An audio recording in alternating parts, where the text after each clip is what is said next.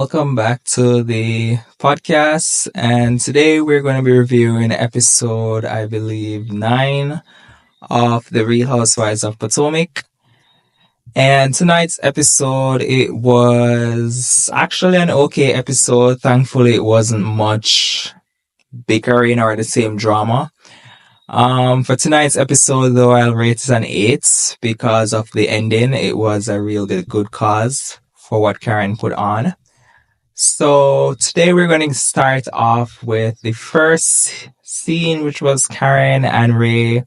They pretty much had a sit down where they were discussing her upset, being upset for the reaction of how Ray took the news when she called about her results from her doctor. And it was an okay scene, pretty short, nothing really much to stay long on.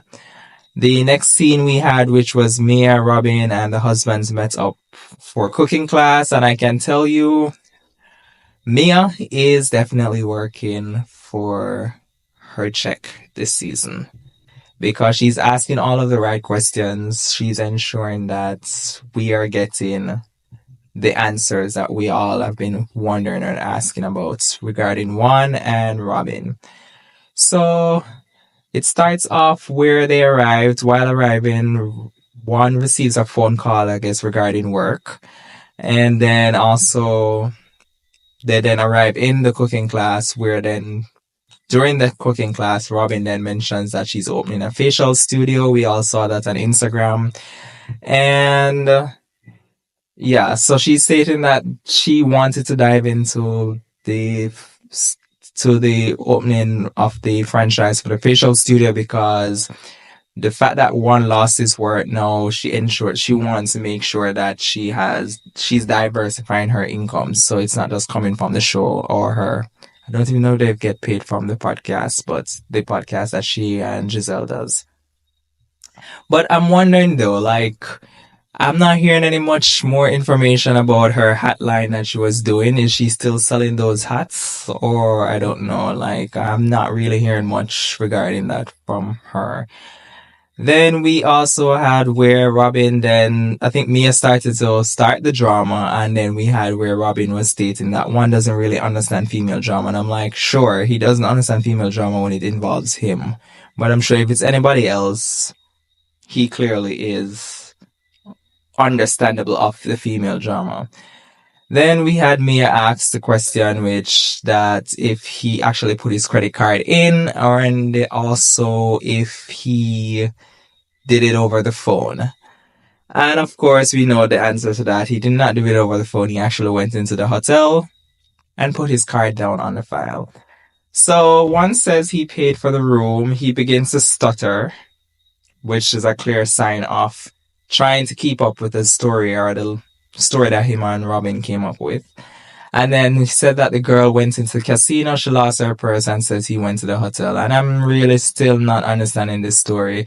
I don't understand how you and this female, allegedly, were talking through the DMs through the pandemic, I believe.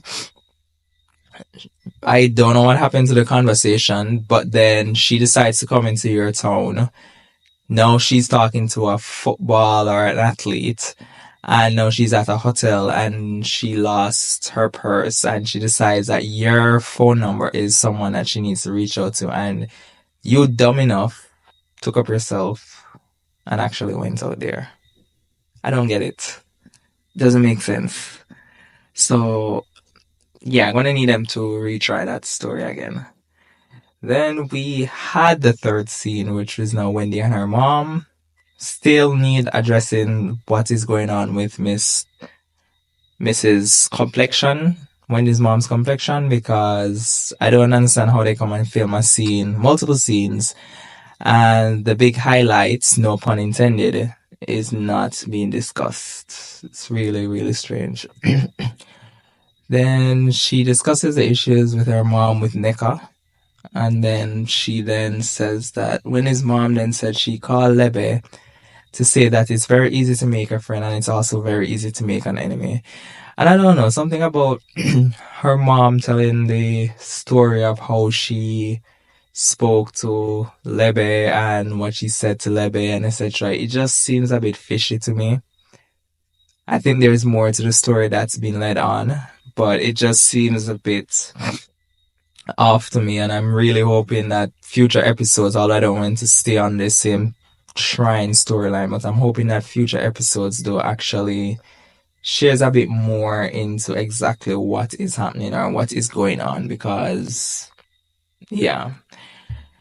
Then we had Gizelle and her daughter doing self-defense class, and I'm like, oh my god, I'm sick.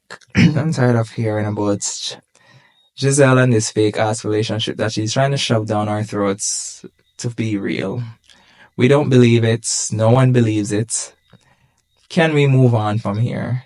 And it's just to show you, I don't know if you guys realize that each season, Giselle's storyline is pretty much the same thing.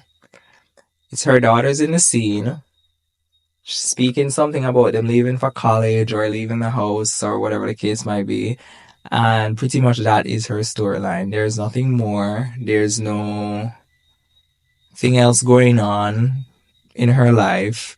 But then this season, she decided to bring on this fake ass relationship, which no one believes. I don't even think she herself believes it.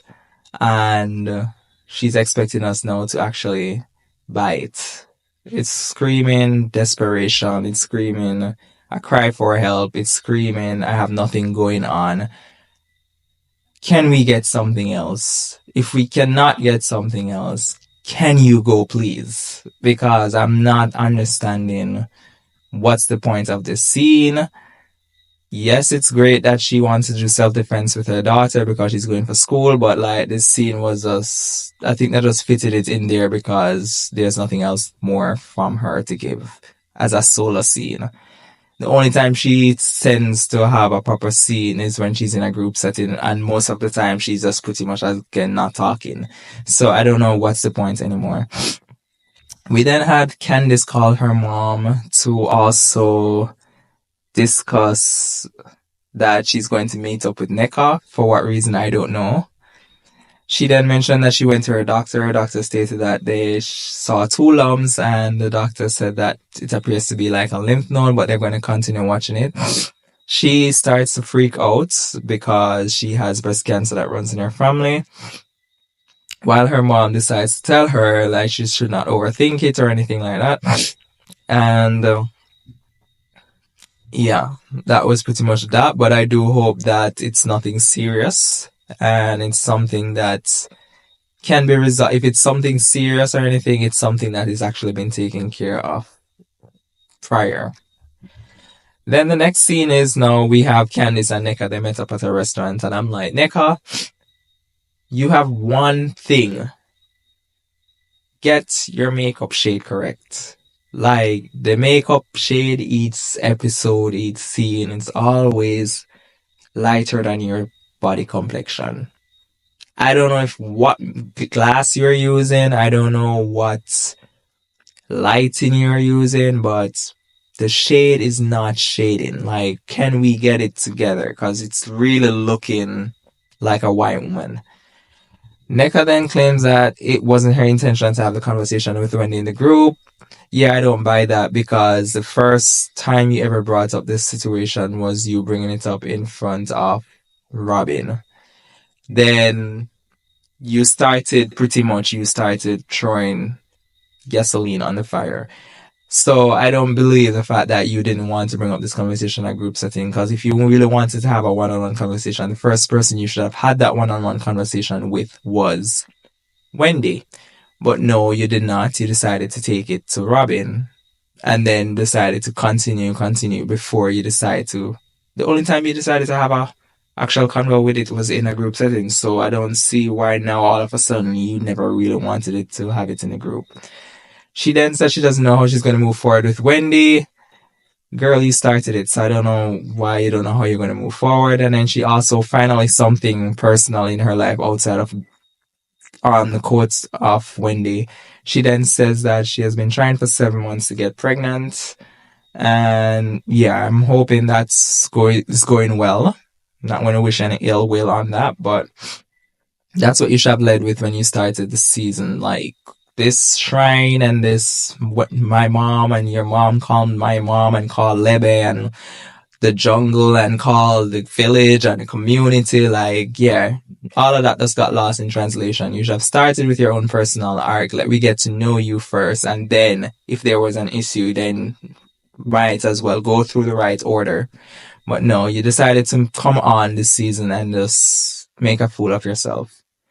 Then we also then move on to Karen's events, which was a very good scene. Finally, some somewhat, I won't want to say positivity because it is not something that was like the situation of it all is not like a positive situation, but they should I say no? The event cause was a good situation. It was a nice way to end the episode. There wasn't much drama. For this episode, there wasn't much drama at the event, thankfully, because you know, these events where all of the housewives get together, it's always some big drama. Robin says she had an experience with when she was a teenager. We also had Candice also say that she also had an experience. Ashley states that she had an experience by the hands of her own family member. She didn't disclose who or what. Mia also then walks away from the table, and then Ashley decided to go and check on her because we all know Ashley doesn't really have a storyline. So any chance she gets, she's going to jump in to get some camera time. She mentioned she had an experience as Mia mentioned that she had an experience as well, and that Jacqueline left her there, and why she takes the stuff out that her, and we all remember Jacqueline from previous season where she was friend of Mia. They had a rocky situation on the season. I think they somewhat made up now, but she's explaining the reasoning as to why she treats Jacqueline a certain way because she kind of still has that lingering trauma from what had happened with her, and she kind of somewhat blames Jacqueline because of the sequence of events when she actually left and then stuff happened afterwards. But yeah, that was pretty much the episode.